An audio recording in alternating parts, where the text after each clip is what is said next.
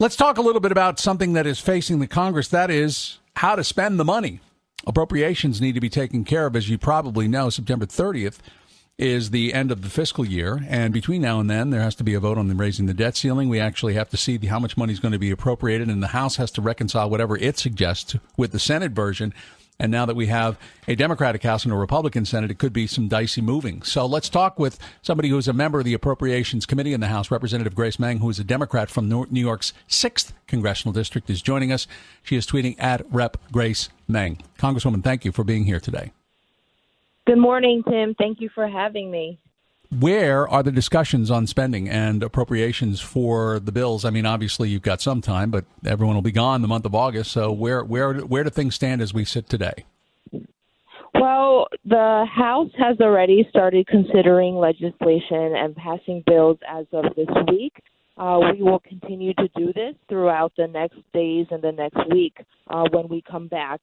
We are excited. We have been able to put in a lot of monies and helping accounts that will literally help so many American people.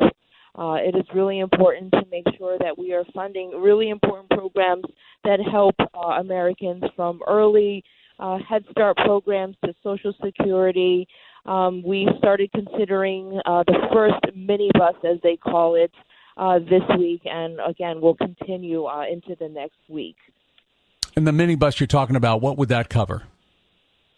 So specifically, this week's minibus includes labor, health, human services, defense programs, state foreign operations, and energy and water. And then we'll probably split all the bills into about three minibuses. Now, the one thing I was reading on defense, there was also, and a markup was going pretty late. I'm not sure what the final markup was on the National Defense Authorization Act. And I wonder if you could give us a sense of what we're going to see from Democrats that's different from what Republicans had done over the past several years on defense. Well, primarily, we are going to prohibit the use of this money for the president's border wall, especially at the expense of our military families and our troops. This helps, for example, this bill helps put money towards upgrades, much-needed upgrades to child care facilities, to the housing where our military families are at. There are often issues relating to lead and to mold. It helps provide funding necessary to support a military pay raise, and it also gives money towards programs dealing with sexual assault prevention type programs. All right. Again, Representative Grace Meng with us from the 6th District in New York, which is mostly Queens, right? Correct. It's all in Queens.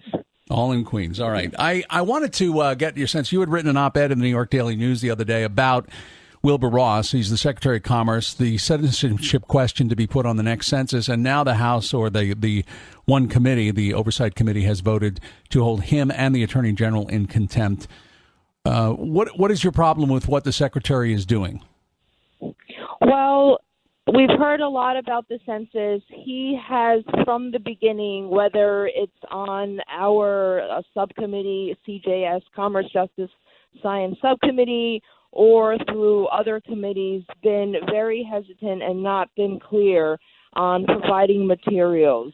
So the census, as you know, is required by the Constitution. Every 10 years, the American federal government is required to take accounts of all living persons in this country, regardless of your immigration status, regardless of anything, all living persons.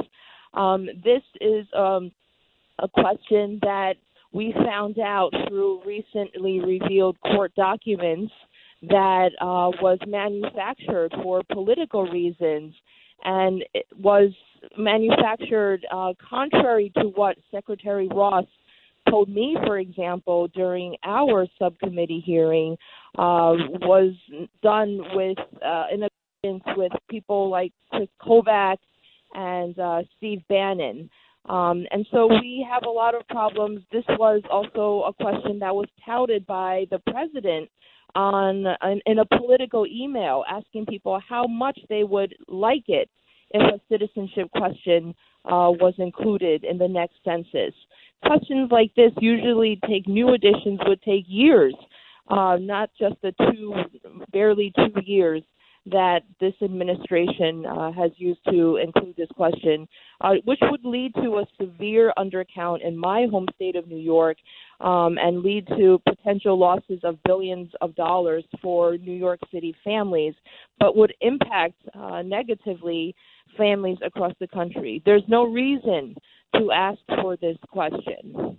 I guess the other part of this is the Supreme Court is expected to rule on this in a timely fashion because of the fact the census is in front of us. So why not just wait until the Supreme Court ruling before determining to move forward on contempt charges with the Secretary of Commerce? Well, I'm going to leave that in the discretion of the chairman, but we will be hearing about the results of this case most likely within the next 2 weeks. So that's not a lot of time anyway. But the problem is Secretary Ross and members of the administration have lied directly to Congress, to the American people during the committee hearings, and that's not acceptable.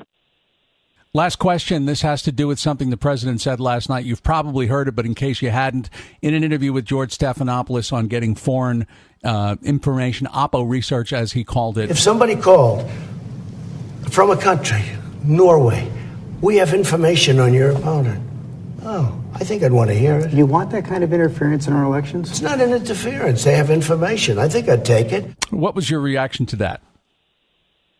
I was horrified to hear it. I had heard about it for a few hours, and then when I actually heard the recording like you just played, I was horrified. Republican or Democrat, a president, the leader of our country, should never put us in a vulnerable situation like that. And I think his own FBI director says it best when he says that's not acceptable or appropriate.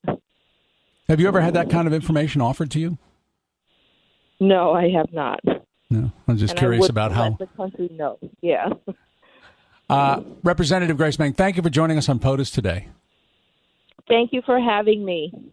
Congresswoman Meng is a representative representing the 6th Congressional District in New York, which is contained in Queens, New York. A member of the Appropriations Committee, as I mentioned, the Daily News. She had an op-ed the other day having to do with the Secretary of Commerce, Wilbur Ross. She is tweeting at Rep. Grace Meng, M-E-N-G.